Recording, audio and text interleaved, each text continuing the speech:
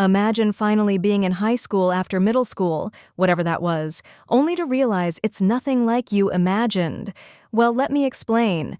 I have to wear this ugly uniform every day, which is honestly the easiest part. But going to school again? With those people all over again? Yeah, not fun.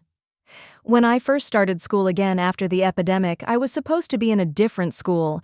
But apparently the paperwork wasn't done, and boom, I'm back in the same school with everyone I've known since first grade. So that's something. The first day was really weird, like, what do you mean the school is actually a rented building? It was tiny and super close to my house, which I actually liked because I love going home early. And skipping school, let's be honest.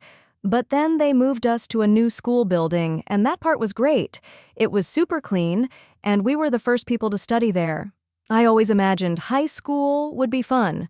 I was so excited for clubs. Book club, math club, you name it. But nope. We had absolutely nothing. We were just stuck in one classroom all day, only allowed out during lunch break or when the day ended. My favorite part of high school? Going home. Me and my friend would talk about art, shows, movies, or just draw and talk about life. The best thing about high school was having a friend who made it easier to go there every day. Thank God I had that.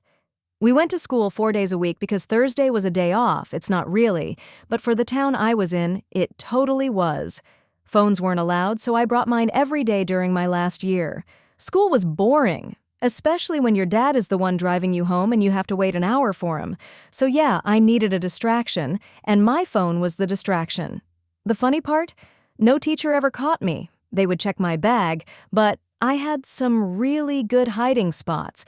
Yet somehow they'd get super mad if I wore a shirt in a different color, like that was the end of the world or something.